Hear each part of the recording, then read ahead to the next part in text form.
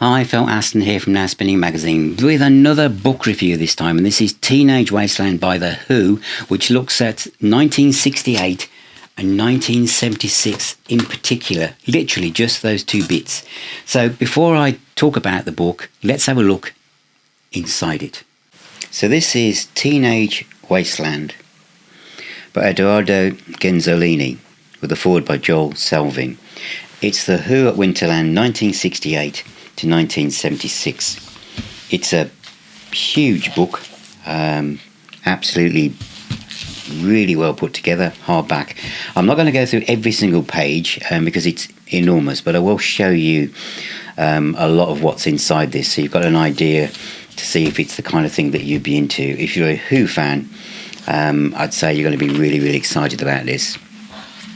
And it says on the inside, in February 1968 to March 1976, The Who performed shows at the same venue, almost 10 years apart. Winterland, generally considered as two marginal years in The Who's career.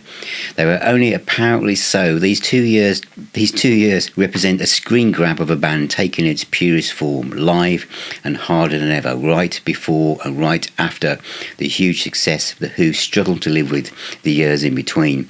Winterland was the perfect setting to see the band live, and what we're going to see here, this is a venue that had 5,000 capacity, and you'll be able to see photos from these two periods. So I'll show you the contents of the index. So as it says here, you've got Chapter 1, Motherland Feeling, The Who's first time in San Francisco, 1967, Summertime Blues, San Francisco, February 22nd, 23rd, 24th, 1968. The Fillmore, The Winterland, February 23rd, The Story and Photos, which you're going to see in a moment, Saturday, February 24th, the years in between, then 1975 to 1976, San Francisco, March 27th, 28th, 76, March 27th, 76, Story and Photos, and March the 28th. So there's lots of text, acknowledgements, etc., the introduction, and then we're into the photos. We're into June 1967. So it's not just photos with hardly any text. You know, some of these books are kind of like just visual biographies. But this has got lots of memorabilia, lots of photos you will not have seen before. Coming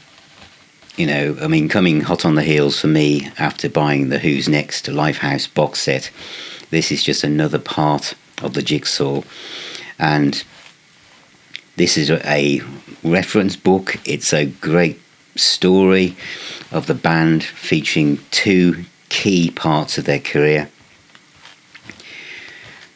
And then we're into the actual photos from the gigs themselves. Lots of intimate stuff that's not been seen before. Interviews as well are included. Backstage. Lots of photos. This is absolutely a treasure trove of material for a Who fan. It really is. The first set, some great photos. I'll be saying that lots, and I'll give a full summary at the end. So this is the first period at the Winterland, and then we're into smashing guitars up, smashing drums up. The second set, we're talking lots of detail here, but absolutely marvellous stuff. And then we're again February the 24th, so everything's covered, lots more text, lots of negatives and things. The first set, what was included, and the second set. And then the years in between basically helps bring all of this together, talking about all the albums in between, etc. Again, lots of photos that I personally had not seen before amongst this period. And again, lots of text, lots to enjoy here. Then we're into 1975 to 1976, which, is the period of the band that I probably I'm closer to in some ways. My favourite album is actually Quadrophenia from 73, but this is absolutely great looking at the boxes from here, from that period, all the all the photographs from 1976, people queuing up outside, sleeping outside in sleeping bags, backstage pictures, the crew, people involved, the band at the absolute top of their game. I just loved this section of the book. I can almost feel that with these pictures, I could almost hear the music. I mean, there's a little picture down here of Pete Townsend actually mid-flight. Absolutely amazing rock and roll. I think Roger Daltrey had the best hair in rock at this point, before David Coverdale came along. But it's great pictures. Absolute band at the top of their game. March 28th. More wonderful photos. Just marvellous stuff, really. Again, so I just want to give you an idea that if this is the kind of book that you'd love to have in your music library, you can see that it's really been well put together. And then we've got the end notes and a good index as well. And there's a picture of Edoardo there. He was born in 1991, lives in Perugia, Italy, where he works as a teacher. His main interests are cinema and music. And he's got an archival attention to both detail. His life changed at the age of 12 when he discovered classic films like Nashville, Woodstock. And, you know, he's obviously a very, very talented writer. So that is a look at The Who at Winterland 1968 to 1976. 2 years, Teenage Wasteland at the band The Who.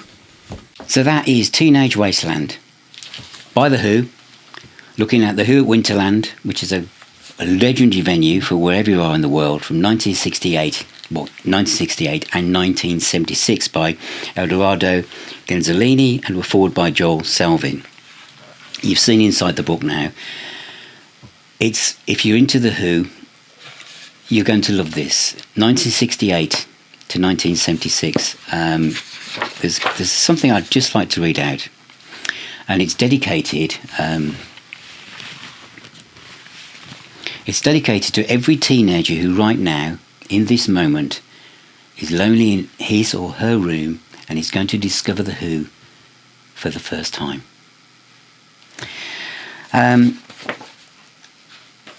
It's a very, very different book on The Who, I felt. The pictures are fantastic, as you would expect. Obviously, a lot of these pictures have never ever been seen before. Well over half the book is dedicated to 1968.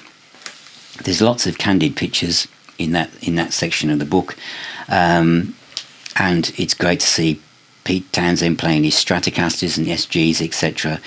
And there's obviously an interview in there as well with John Entwistle talking about different gear and stuff he's using, and there's lots of backstage photographs and lots of social history. I like the way that the book from chapter 6 goes through the years in between, so we don't go straight from 1968 obviously to 1976, because a lot happened there.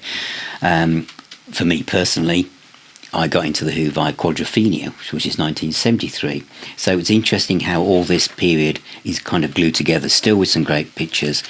When we reach 1976, which is March, I think one of the page I've got now, Story and Photos, the set list doesn't include anything from Quadrophenia. It's literally missed that out.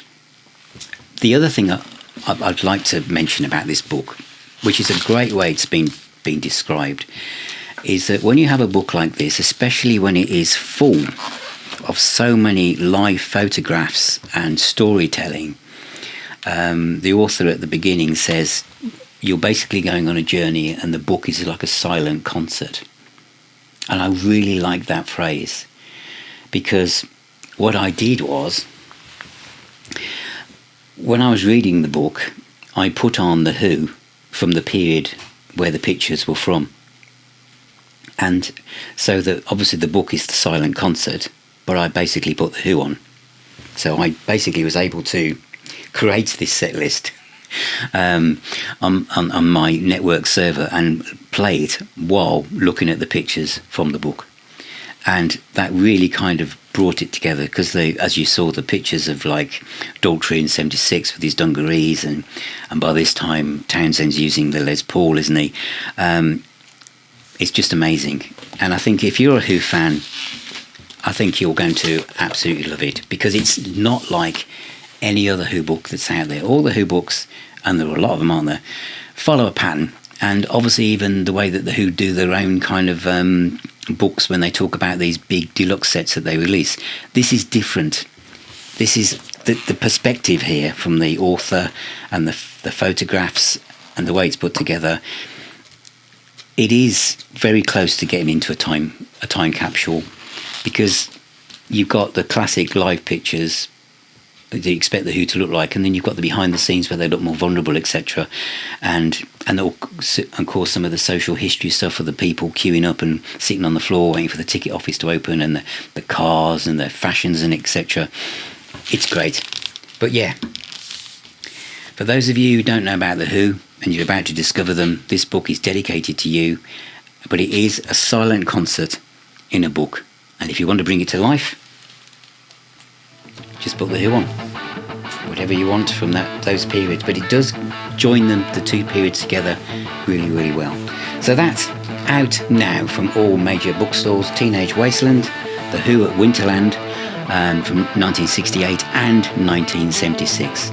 So thank you for watching, thank you for being here, thank you for all of your support. Please subscribe, check out the website at nowspinning.co.uk. We're on every social media channel. And remember, music is the healer and the doctor, and I shall see you all very, very soon.